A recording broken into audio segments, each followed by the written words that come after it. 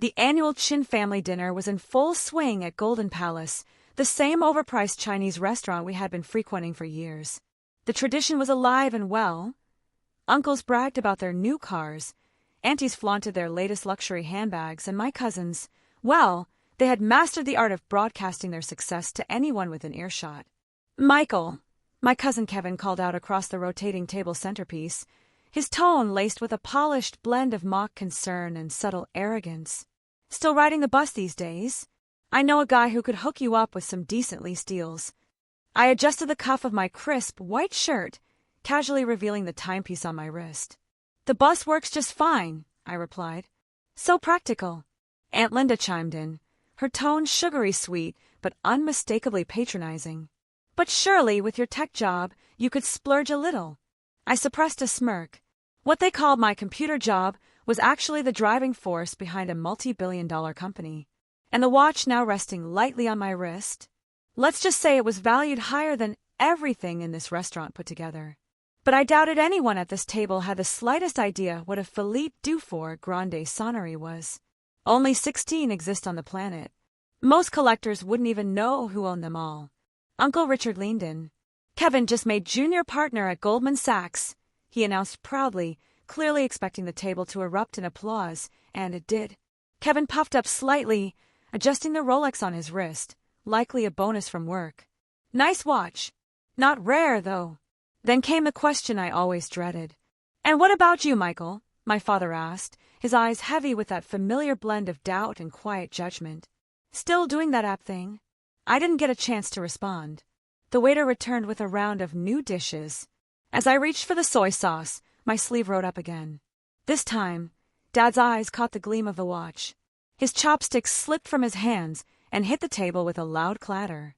"That's," he stammered, his face suddenly drained of all color. "That can't be." Everyone went quiet. My father had been an avid watch enthusiast for decades, until the financial crisis wiped out his collection. If anyone at that table would recognize what I was wearing, it was him. "Is everything okay?" Mom asked, glancing between us. "That watch," Dad said in a hushed voice. "That's a Dufour Grande Sonnerie. There are only 16 ever made. It's worth at least $2 million. Kevin finally caught on, his investment-trained eyes widening. "Depending on the market, yeah, maybe more." The silence that followed was worth every bus ride I'd ever taken. Aunt Linda's designer bag now looked almost cartoonish. Uncle Richard's prized Mercedes suddenly seemed like a mid-range sedan. "Oh, this old thing," I said, mimicking Aunt Linda's earlier tone when she had downplayed her Gucci. "Just something I snagged at an auction last month." "But how?" Mom asked, completely bewildered. "You take the bus." I took a sip of tea and smiled. "You ever wonder why I ride the bus? It's because I'm usually on calls with our Tokyo team. Not exactly safe to handle merger logistics while driving." "Tokyo!" Kevin's smirk was long gone. "What exactly does your company do again?" I took out my phone, not the latest model, which they'd snickered about earlier, and opened a PDF from our latest valuation round. "We build AI-driven trading algorithms," I said, placing the phone on the table in front of him.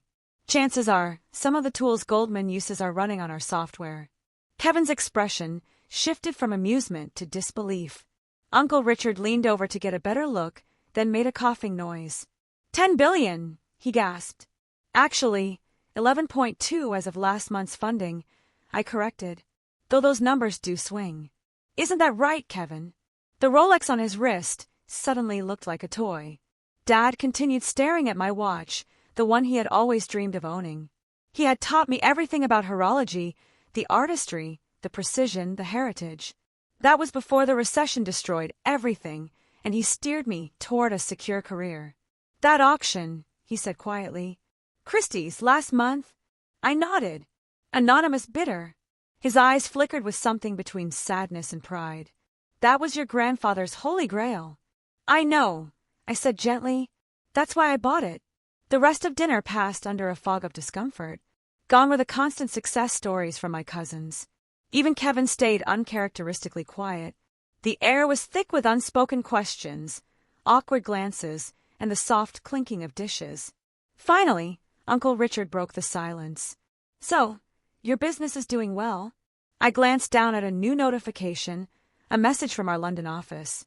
You could say that. We handle about 30% of algorithmic trades in Asia. Closer to 40% after next month's merger. Merger? Kevin suddenly perked up. The banker in him couldn't help it. With who? Can't say yet, I replied with a smile. But you'll see it in the Financial Times soon. I believe your firm is overseeing part of the due diligence. Kevin's face went pale. Wait! The quantum trade deal. Dad's head snapped up. You're behind quantum trade? The firm that's been disrupting the entire Asian market. Among other things, I replied casually. The NDA wouldn't expire for another week, so I kept it vague. Aunt Linda, my portfolio could use a bit of diversity, Uncle Richard said with forced casualness, his eyes glinting with opportunism. Maybe we could chat sometime. We're good, thanks, I interrupted gently, sipping my tea. Last round of funding was overbooked by about $3 billion. The entire table went silent again. That single number eclipsed the combined investment gains of everyone seated around me. You could almost hear Aunt Linda's pearls clink with tension. Mom reached over and lightly touched my arm. But sweetheart, she asked in a tender voice, why didn't you tell us any of this all these years? Because I wasn't chasing approval, I said, voice calm. I wanted to build something genuine, not just climb the ladder for appearances or collect luxury toys to impress family. Dad was still focused on the watch wrapped around my wrist. That auction, he murmured, more to himself than to anyone else. There was a bidding war. The final price was far beyond the estimate. I know, I said, smiling. I was the other bidder. His gaze snapped to mine. There were two. That was you. I nodded. Had to make sure no one else took it. You intentionally drove up the price, he said slowly, realization dawning. You wanted to guarantee it stayed in the family. It was your holy grail, Dad, I replied with a soft shrug. I wasn't going to let it land on a stranger's wrist. Kevin, scrambling to restore some measure of dignity, cleared his throat. Well, you know, at Goldman we always say. I glanced at my phone, cutting him off. Your trading floor just switched over to our algorithmic infrastructure, actually. Internal memo goes out Monday. The wind rushed out of him. His junior partner title suddenly didn't carry as much shine. Aunt Linda, never one to stay down for long, leaned in with a new strategy. Michael, darling, you simply must come to our country club next weekend. I know someone you'd really hit it off with. Won't be in town, I replied. Flying to Singapore. Board meeting. Your jet? Uncle Richard asked faintly. Just a small one, I said with a modest shrug.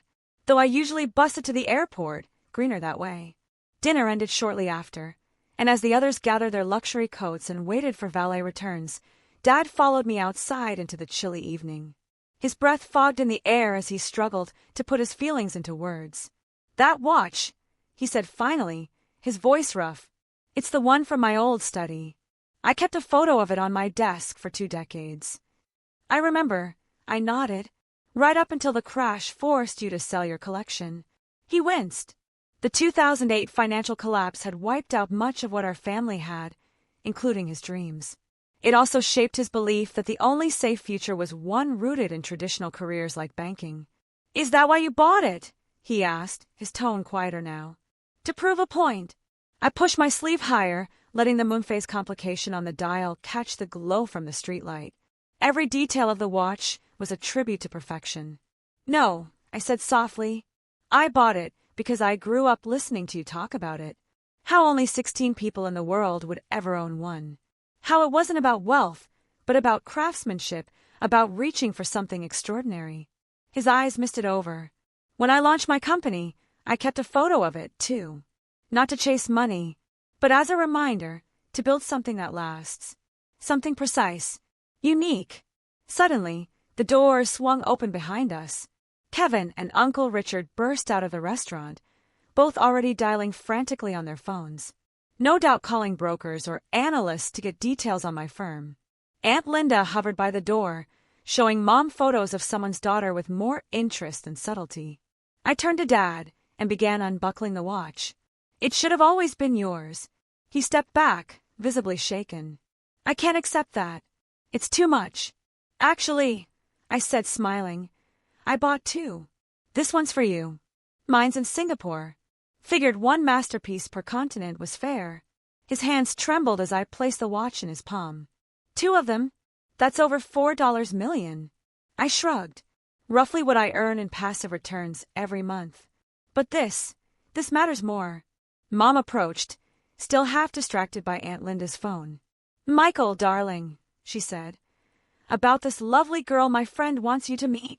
Sorry, Mom, I said, checking my actual phone, the old, modest-looking one we use for company security. I'm already seeing someone. She heads the AI research division at MIT. We met at a conference. I gave the keynote. Several heads inside the restaurant snapped around so fast, you'd think they heard a fire alarm. Dad looked down at his new watch and smiled. I used to wonder, he said slowly, why you stayed buried in computers instead of following Kevin into finance. You remember what you used to say about this watch? I asked. That it wasn't valuable because of its price, but because of what it represented. Relentless pursuit of excellence. He nodded slowly. That's what I built, I continued. Not just another company that pushes trades, but something refined. Precise. Rare. Something that shifts the whole landscape. My phone buzzed again. The Singapore exchange was about to open. Dad noticed. You should go, he said with a proud nod. Markets don't wait. Actually, I pulled out 2 airline tickets and handed them to him. Why don't you and Mom come with me next week? See what I've built. First class, of course. On your plane? Mom asked, surprised. No, I said deadpan. On the bus. Then I laughed. Kidding. Of course, on my jet. As we said our goodbyes, I caught Kevin explaining to Uncle Richard why his Goldman promotion wasn't really such a big deal in today's economy. Aunt Linda suddenly had a renewed fascination with tech investments, and my other cousins were glued to their phones, feverishly researching my company. None of it mattered. What stayed with me was the way Dad turned to Mom, gently showing her the watch like it was a sacred artifact. The way he explained each of its complications with the same passion he'd once had when I was a child, listening to him in his study. Some things really are more valuable than wealth. Like the look on your father's face when he realizes his son didn't just win, he honored the legacy he inherited and made it greater. I took the bus home that night, as usual, but this time, I spent the ride looking at photos of Dad's old collection, planning how to rebuild it. One masterpiece at a time. Because true revenge isn't loud. Sometimes, it's restoring the things that matter, not to prove anything to the world, but to fulfill the dreams that shaped who you are. And sometimes, just sometimes, taking the bus isn't a sign of failure. It's what you do when you're too busy building an empire.